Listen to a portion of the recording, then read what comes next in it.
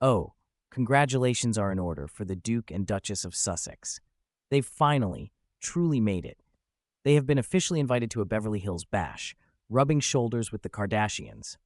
From the hallowed halls of Buckingham Palace to the Botox-filled ballrooms of Kardashian parties, the Sussex saga has just hit its newest, most spectacular low.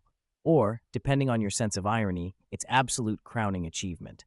After years of giving tearful interviews about their desperate need for privacy, while simultaneously appearing to call every paparazzi in a 5-mile radius, the Sussexes made their grand entrance at Kris Jenner's James Bond-themed 70th birthday bash. The event, a spectacle of obscene wealth and questionable taste, was reportedly held at none other than Jeff Bezos and Lauren Sanchez's sprawling $165 million Beverly Hills mansion. As guests like Kim Kardashian, Oprah, and probably half the cast of Selling Sunset glided in, the Sussexes rolled up like they were walking a royal red carpet instead of a Hollywood driveway. Meghan was beaming, absolutely radiant, like a kid who just found the golden ticket to Disneyland, clutching Harry's hand for dear life. Harry, meanwhile, looked like he'd rather be anywhere else on the planet, maybe even back in the UK, laying a wreath at the cenotaph. But hey, he had a poppy proudly pinned to his tux lapel. Patriotism, but make it Hollywood. Now, you'd think that Remembrance Sunday weekend, a profoundly solemn time in the British calendar, would be a moment when any royal, even a self-exiled one, would opt to keep a low profile. Maybe issue a sober, respectful statement about honoring veterans. Not our herald. Nope. He's clinking champagne glasses under the shimmering chandeliers at Bezos' mansion, while his own family, his father the king and his brother the future king, stand in dignified silence at Whitehall. The contrast isn't just stark, it's brutal. On one side of the Atlantic, you have solemn ceremony, quiet reflection, and a nation's gratitude. On the other, you have Kris Jenner's Bond-themed blowout, a lavish buffet of Botox, and Meghan's paparazzi-ready grin. And let's talk about that grin and the outfit it was attached to. Meghan went for a black wrap skirt and a skin-tight top. The skirt, strategically slit, showed off one of her legs, though eagle-eyed royal fans were quick to notice that her spray tan appeared to stop somewhere around her knees. Top half, Malibu glow. Bottom half, bleak British winter. The math just wasn't mathing. Critics also had a field day with her mismatched blacks. Two different fabrics, two completely different moods. One commentator brilliantly called it rage bait dressing, an outfit so perfectly imperfect it was designed to get people talking. The internet never forgets, and it most certainly never forgives a bad bronzer line. Her entire look screamed trying too hard, but let's be honest, that's been her core aesthetic for years. Black dress, forced smile, and a desperate, palpable attempt to seem effortlessly chic. Harry, meanwhile, was dutifully stuck in his tux and bow tie combo. It's become a familiar sight. Prince William wears a stylish velvet jacket to the Earthshot prize, and suddenly Harold has to wear one too. He couldn't resist adding that single red poppy to his lapel, a tiny, defiant symbol of a life he so publicly rejected. He apparently forgot that Remembrance Day isn't usually celebrated at Kardashian-level parties. Nothing says respect for our fallen soldiers quite like sipping overpriced champagne at Jeff Bezos' mansion under a glittering disco ball. Twitter, as you can imagine, had an absolute field day. Harry wearing a poppy at Kris Jenner's birthday, one user wrote, "Bro, the only thing being remembered here is your dignity."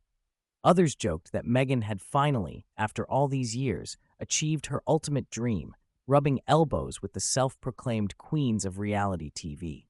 Because, let's be brutally honest, this is the exact Hollywood tier she's been desperately orbiting since her Suits days. From Buckingham Palace to Beverly Hills, it's giving downgrade, one quipped. They used to dine with heads of state, now they're doing tequila shots with reality stars. Another joked, Bezos better check his silverware before they leave. The memes practically wrote themselves. Then there's the swirling gossip about how they even managed to snag an invitation. Rumor has it that Meghan's networking skills are less LinkedIn and more FBI-level stalking. First the Dodgers game, now a Bezos bash. The woman has a radar for billionaires that is stronger than the Wi-Fi in Beverly Hills. Some claim she wasn't invited at all. She just showed up and smiled her way past the bewildered security gate. Lauren Sanchez, now officially the future Mrs. Bezos, probably kept a very close eye on Meghan all night. Because, as everyone knows, Meghan is known for social climbing faster than an Amazon delivery truck on Prime Day. Lauren is not the one to mess with, one commenter wrote. She will go full street mode if Meghan gets too close to Jeff. Honestly, I'd pay good money to watch that reality show. This whole spectacle was seen by many as Meghan's latest, most audacious attempt to get closer to Bezos, Hollywood's favorite billionaire ATM. Others claimed her talent agency, WME, orchestrated the entire thing for a publicity hit. The visual contrast between Meghan's gleeful, triumphant energy and Harry's thousand-yard stare was almost cinematic. She looked like she'd just been crowned the Queen of Hollywood. He looked like he just realized with dawning horror that this was his life now, posing for backgrid while pretending not to notice the cameras he probably helped call. Because it wouldn't be a true Meghan appearance without her favorite paparazzi conveniently catching every single angle. Critics rolled their eyes in unison. Backgrid again, they said. They definitely called them. It's a classic Harkle move. Make someone else's party entirely about them. Even the headlines couldn't resist. What should have been Kris Jenner's milestone birthday became Harry and Meghan steal the show.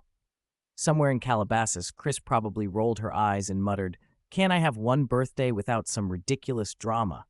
But hey, when you invite the Sussexes, you're not just inviting guests, you're inviting the entire circus.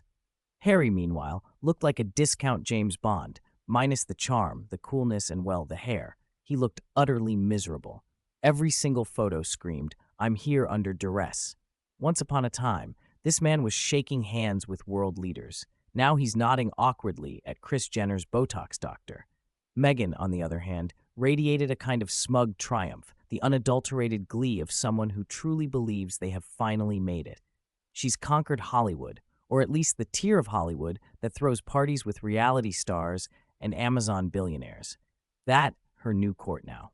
The man has gone from saluting at Buckingham Palace to sulking at Kardashian parties. Talk about a character arc, and that poppy pin. Oh, the irony is just too rich. The man who skipped out on Royal Remembrance Day events was now wearing its most sacred symbol at a Hollywood soiree hosted by arguably the most capitalist family in America. Nothing says respect for the troops like downing champagne next to Kim Kardashian, one fan joked. Meanwhile, back in London, the royal family stood shoulder to shoulder, honoring the fallen with a quiet, unshakable dignity. And across the ocean, Harry and Meghan were toasting Kris Jenner under disco lights. This is their new reality. Nothing says remembrance like a poppy at a Kardashian party.